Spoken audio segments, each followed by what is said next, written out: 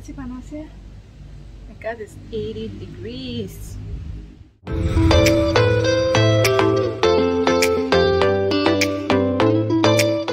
Halo teman Nobi, apa kabar semuanya? Semoga semuanya sehat-sehat ya. Kembali lagi di Cerita Nobi bersama gue, Nobi. Sesuai janji gue di episode Cerita Nobi sebelumnya, nah, di episode Cerita Nobi kali ini, gue akan share proses dan timeline untuk visa K1 atau visa tunangan atau disebut juga fiancé visa. Proses dan timeline ini berdasarkan pengalaman gue di tahun 2020 dan tahun 2021. Sebenarnya prosesnya, secara proses, in general, sebenarnya cukup simple.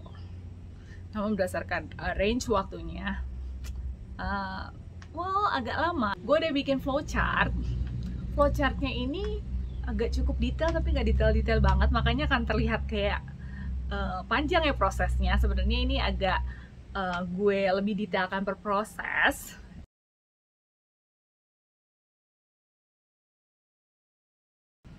Gue akan coba informasikan secara general dulu, nanti gue akan jelaskan secara detail di setiap prosesnya.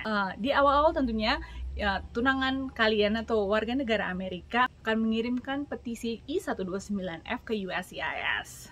Lalu USCIS terima, dia akan kirimkan namanya NOA 1 kepada petitioner. Lalu USCIS akan mengirimkan ini ke USCIS Adjudicator untuk direview. Nah, si adjudicator ini akan melihat eligibility requirement-nya, apakah memenuhi syarat atau enggak. Intinya cuma gitu. Kalau kalian memenuhi syarat, tentunya akan di-approve.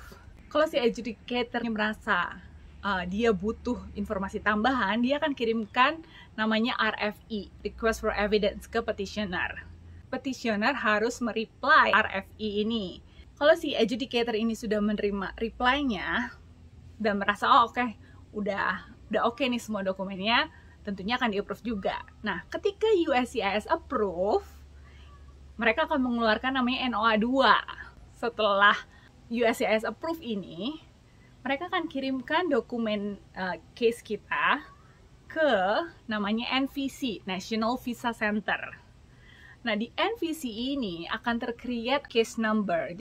Lalu NVC akan mengirimkan case kita ke embassy di Indonesia, ke Kedutaan Besar Amerika Serikat di Indonesia.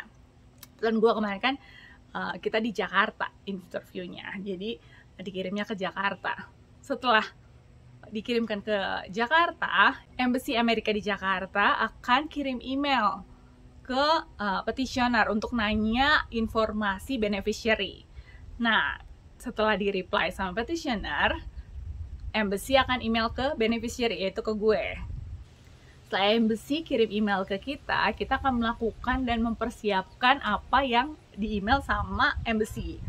Jadi next stepnya adalah kita untuk medical check up, prepare semua dokumen yang diminta, terus bayar visa fee-nya.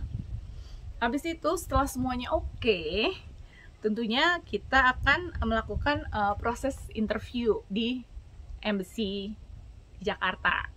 Itu gue ya, akan melakukan interview di Embassy. Nah, biasanya setelah interview itu langsung ada keputusan approve atau denial. Tapi kadang ada beberapa kasus nggak saat itu juga di approve atau di deny. Jadi mereka mungkin ada butuh proses atau disebut mereka biasanya 221G. Mereka butuh another information. Tapi mostly sepengetahuan gue kalau yang di Indonesia jarang yang prosesnya tuh kayak di hold, nggak langsung approve. Jadi mostly yang gue tahu adalah approve or denial. Kalau udah di approve, pulang dengan hati lega, tinggal tunggu visanya. Tergantung kalian pilihnya apa, mau dikirim ke rumah atau kalian pick up. Tada! Tinggal visa udah di tangan, kalian siap berangkat ke Amerika. Itu secara generalnya. Sekarang kita masuk ke prosesnya dan akan gue info secara detail. Proses yang pertama tentunya si petitioner atau yang warga negara Amerika akan mengirimkan petisi I-129F ke USCIS. Nah, perhatikan alamat itu ada dua, alamat USCIS ada dua, tergantung kalian mengirimkannya pakai apa. Yang pertama adalah USPS atau US Postal Service. Yang kedua ini FedEx, UPS, atau DHL. Nah, ini alamat untuk USPS. Ini alamat untuk FedEx, UPS, dan DHL. Pastikan kalian nggak salah ya. Nah, kemarin G ngirim dokumennya di tanggal 23 Juli 2020. Jadi kemarin ketika G ngirim, dia itu pakai service namanya Signature Receipt. Jadi ketika USCIS nanti menerima dokumen kita, USPS akan minta pihak USCIS untuk tanda tangan di satu lembaran yang disediakan sama USPS. Nah, setelah mereka sudah tanda tangan dan terima, USPS akan mengirimkan signature receipt ini ke kita. Jadi kita tahu persis kapan dokumennya diterima sama pihak USCIS. Proses yang kedua adalah USCIS mengirimkan NOA1 atau I-797C ke petisioner. Dikirimkannya kemana? Tentunya ke mailing address sesuai yang kita informasikan di form I-129F. NOA1 ini kita dapat fisik suratnya itu biasanya telat, agak lama. Jadi kita sebenarnya justru biasanya senewan nih. Ini senewan pertama nih. Senewan pertama adalah karena kita deg-degan kok nggak dikirim-kirim ya. Ini kapan dikirimnya, kok kayak nggak ada info dari USCIS. Nah, ada 2 poin yang bisa dijadikan acuan kapan kita akan terima NOA1-nya. Yang pertama, ketika USCIS menerima dokumen kita. Nah, itu dia kenapa tadi gue infokan pakai signature receipt biar kalian tahu kapan USCIS terima. Yang kedua adalah kalau pembayaran sudah dicairkan oleh USCIS. Gimana cara kalian tahu pembayaran sudah dicairkan? Tentunya telepon ke pihak bank. Ini kapan dicairinnya. Dari situ, kalau 2 hal ini udah dilakukan sama USCIS, biasanya fisik surat NOA1 ini akan kita terima dalam waktu beberapa hari sampai dengan 2 minggu. Tapi ingat, waktu proses setiap case itu berbeda-beda. Ada yang lebih cepat, ada yang lebih lambat. Jadi begitu petitioner kalian terima fisik NOA1, di bagian atasnya itu ada beberapa informasi. Yang pertama, notice type-nya. Dibilang notice type-nya ini dari receipt kayak surat tanda terima. Terus case type-nya I-129F, petition for alien fiancé. Lalu ada receipt number. Nah, receipt number ini penting kalian harus catat, karena untuk mengecek status kalian harus memasukkan receipt number ini. Lalu ada juga receive date dan notice date. Jadi menurut banyak informasi, justru receive date ini adalah tanggal NOA1-nya, bukan si notice date ini. Karena NOA1 adalah tanda terima kalau si USCIS ini sudah menerima dokumen kita. Jadi di NOA1, receive date adalah yang dijadikan tanggal NOA1. Lalu ada juga namanya, ada juga diinformasikan di bagian atas itu date of birth-nya si petitioner. Lalu akan ada info payment information-nya berapa, $535, alamatnya si tunangan kalian atau petitioner, dan informasi bahwa petisi I-129F ini sudah diterima oleh USCIS dan akan diproses. Ada informasi juga nama beneficiary-nya.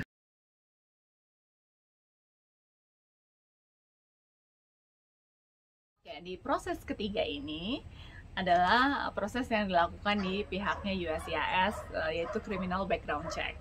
Oke, jadi mereka akan melakukan criminal background check. Lalu di proses keempat, setelah mereka melakukan criminal background check ini, mereka mengirimkan petisinya ke USCIS adjudicator untuk direview.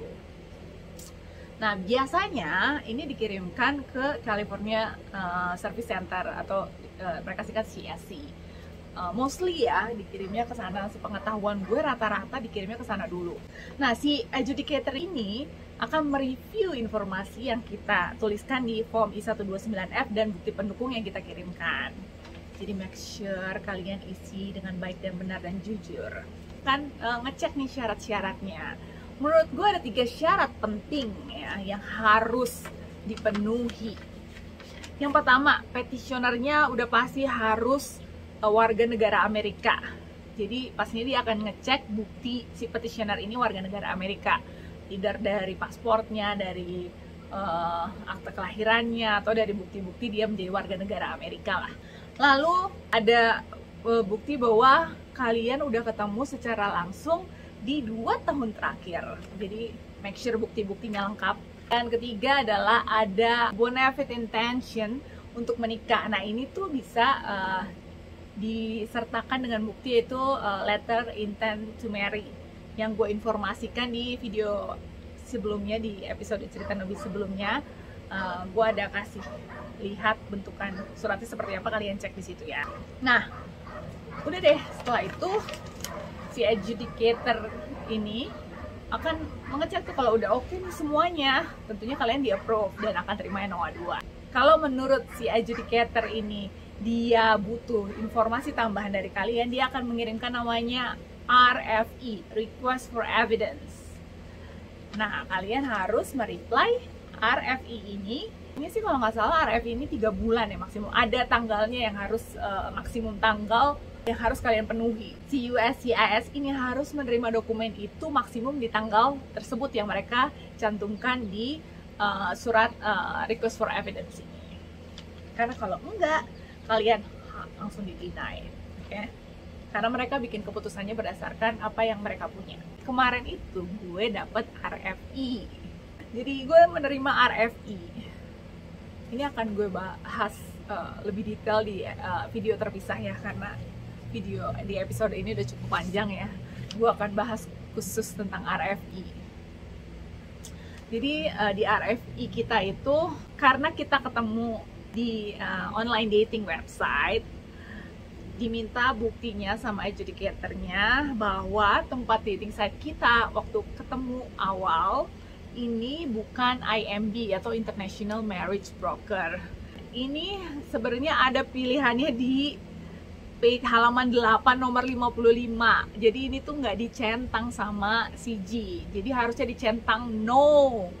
Karena online dating yang tempat gue ketemu itu bukan International Marriage Broker.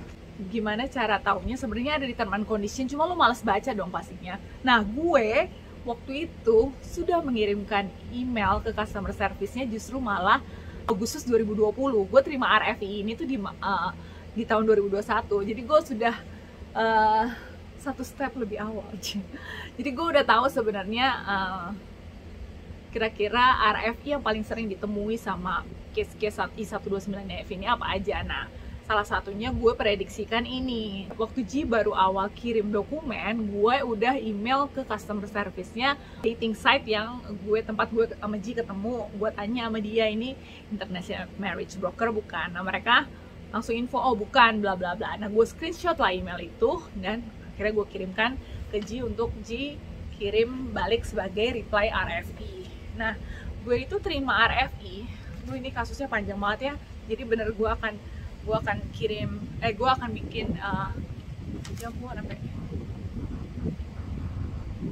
gue akan bikin video terpisah untuk RFE, tapi gue info tanggal surat di RFE-nya ini adalah 10 Maret 2021.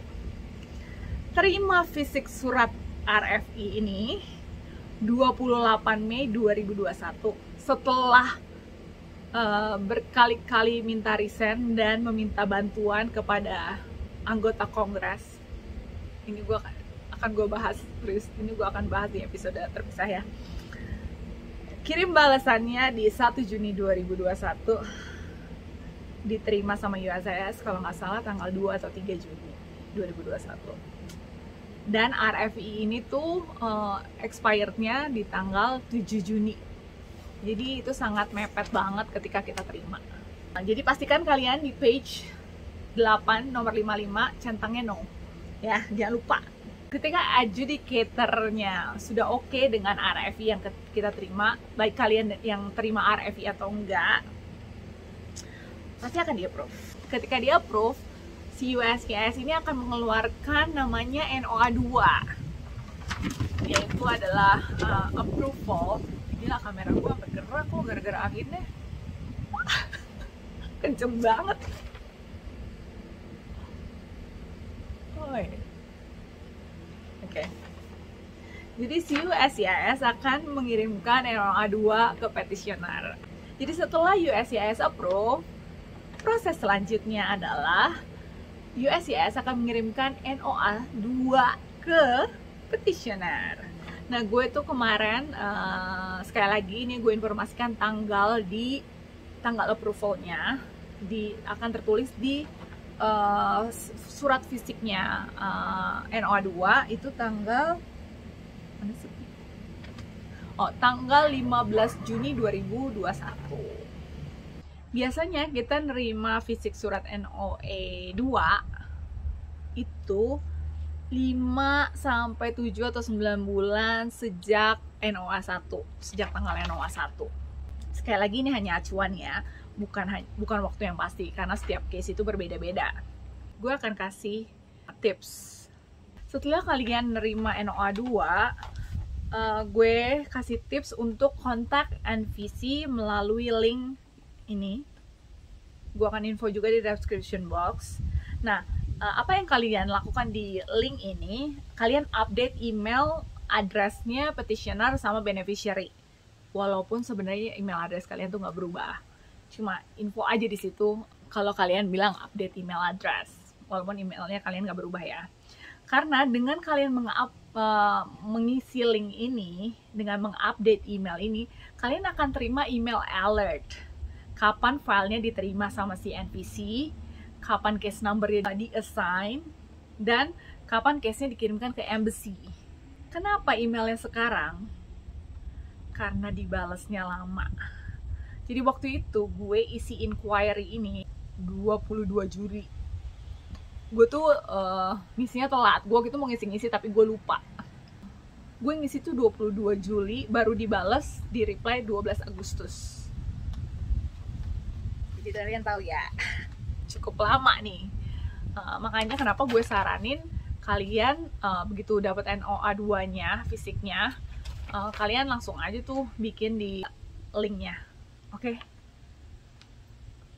Nah, sebenarnya kalian juga bisa mulai isi DS160 sih, tapi kata gue jangan langsung lah bisa langsung isi DS160 ya, tapi kalian harus kira-kira sendiri karena setahu gue untuk ngisi DS160 ini ada batas waktunya 30 hari ya kalau nggak salah, gue lupa.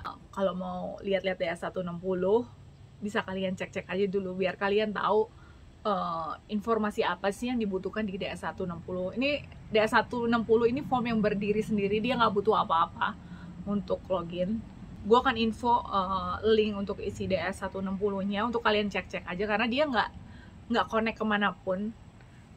Cuma kalau misalnya kalian masuk gitu ya ke dalamnya, itu akan kalian akan tercreate namanya application number kalau nggak salah. Tapi kalau ini expired ya udah, asal kalian jangan submit aja. Jadi untuk kalian tahu aja sampai ke belakangnya tuh apa aja informasi yang butuh kalian isi. Jadi kalian udah persiapkan lebih awal. Petisi yang sudah disetujui sama USCIS, yaitu terbitnya NOA 2, akan dikirimkan ke National Visa Center atau NVC.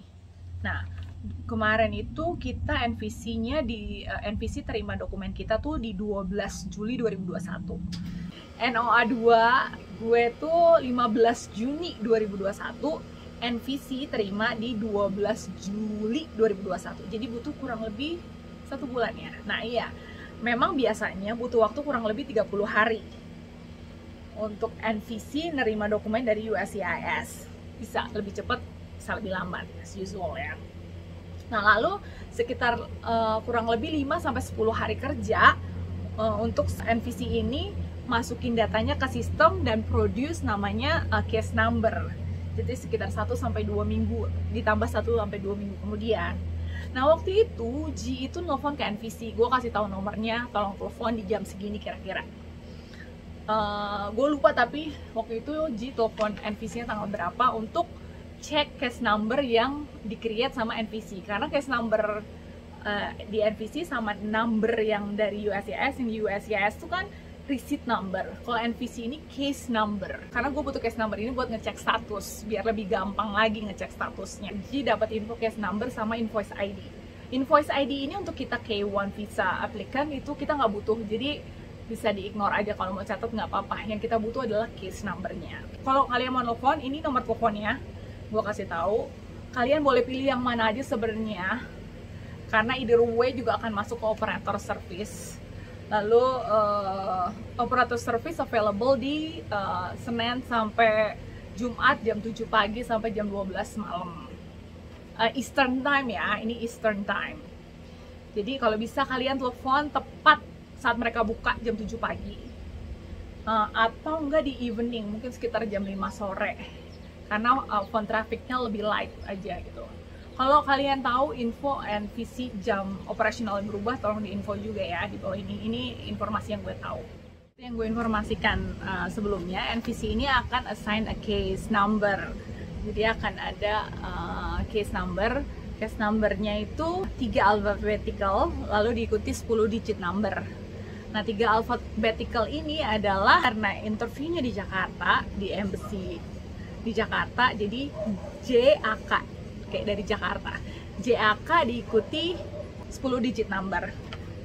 Proses selanjutnya tentunya si konsulat atau embassy nerima dokumen kita. Waktu itu embassy nerima dokumen kita di tanggal 23 Juli 2021. Jadi butuh waktu 3 hari dari NVC ke kirim sampai embassy terima. Abis itu konsulat atau embassy akan kirim email ke petitioner untuk nanya informasi beneficiary kayak nama, alamat email, alamat rumah, sama nomor HP yang bisa dihubungi. Nah, waktu itu embassy email ke petitioner, itu email ke G di tanggal 29 Juli 2021. Di hari yang sama G balas emailnya juga ke embassy. Embassy akhirnya email beneficiary, yaitu email gue, di tanggal 3 Agustus 2021. Gue akan kasih lihat screenshotnya dokumen apa aja yang dia minta waktu itu. Ini kalian perhatikan ya. Ini adalah dokumen-dokumen yang diminta sama embassy dan apa aja yang harus kita lakukan. Lihat ada link websitenya, itu harus kalian baca, harus kalian klik, dan kalian harus bikin account juga.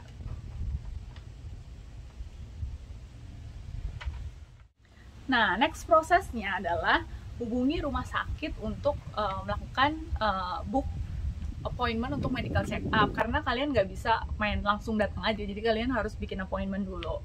Nah, waktu itu gue kirim WhatsApp ke rumah sakit. Di tanggal yang sama gue terima email dari embassy di tanggal 3 Agustus 2021. Dia minta dulu data-data gue dan minta di screenshot email dari embassy yang nunjukin case number kita. Gue screenshot email dari embassy, lalu langsung dikasih syarat-syaratnya apa aja dan dikasih tanggalnya. Waktu gue WhatsApp di tanggal 3 Agustus, gue dapet jadwal itu medical check up di tanggal 14 Agustus. Jadi tanggal 3 book, baru dapet tanggalnya adalah di tanggal 14 Agustus. Nah, sayangnya di tanggal 12 Agustus gue datang bulan. Kalau medical check up lu tuh nggak boleh datang bulan, harus sudah selesai dulu. Jadi gue minta reschedule di tanggal 12. Gue WhatsApp lagi si rumah sakit di tanggal 12 Agustus, minta reschedule, dan dapat tanggalnya 20 Agustus untuk medical check up-nya. Nah, udah medical check up kan di tanggal 20. Nanti gue akan, kalau bisa, gue akan bikin video terpisah untuk medical check up.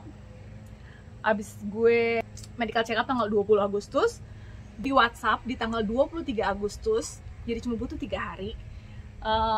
Kalau rumah sakit sudah kirim hasil medical check up-nya ke embassy. Nah, padahal di info itu bisa butuh waktu kurang lebih 10 hari kerja. Jadi waktu itu sih gue dapetnya 3 hari. Nggak tahu sih bisa emang selalu 3 hari apa emang kadang-kadang bisa lebih lama ya. Nah, karena kita harus pastiin pada saat kita mau book interview, si embassy ini udah punya hasil medical check up-nya kita. Begitu gue tahu hasil medical check up udah dikirim tanggal 23 Agustus, dan karena gue udah isi secara nyicil ini DS 160 dari sebelum-sebelumnya, gue langsung submit DS 160 di hari itu juga. Lalu gue juga bayar visanya di hari itu juga di 23 Agustus. Jangan lupa pada saat kalian mau bayar visa fee ini ke Bank CIMB Niaga, kalian harus ada print visa fee slipnya dari website ya. Itu udah diinformasikan juga di linknya. Habis gue bayar, gue buat jadwal interview di websitenya. Habis itu prepare dokumen untuk dibawa. Gue waktu itu book interview di tanggal 2 September 2021. Gue datang ke embassy di 2 September 2021 dan approve di hari itu juga. Lalu karena gue waktu book interview dan ada pilihan untuk kirim visa, gue akhirnya kirim visa aja ke rumah, jadi gue nggak pick up. Gue dapat terima visanya tuh di tanggal 8 September 2021, jadi butuh waktu kurang lebih 6 hari. Terus gue terima visanya, lalu tanggal 10 hari kemudian, 18 September, gue pindah ke Amerika Serikat. Nah, itu dia proses dan timeline visa K1 atau visa tunangan atau fiancé visa waktu di tahun 2020 sampai 2021. Semoga informasi ini bermanfaat buat kalian.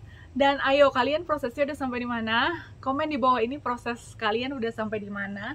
Semoga semuanya lancar. Dan kalau kalian ada pertanyaan, boleh juga komen di bawah ini ya. Sekian dulu episode Cerita Nobi kali ini. Jangan lupa di like videonya, di share, di subscribe, abis itu di klik loncengnya supaya kalian dapat notifikasi baru dari Cerita Nobi. Sampai ketemu di episode Cerita Nobi selanjutnya. Bye-bye.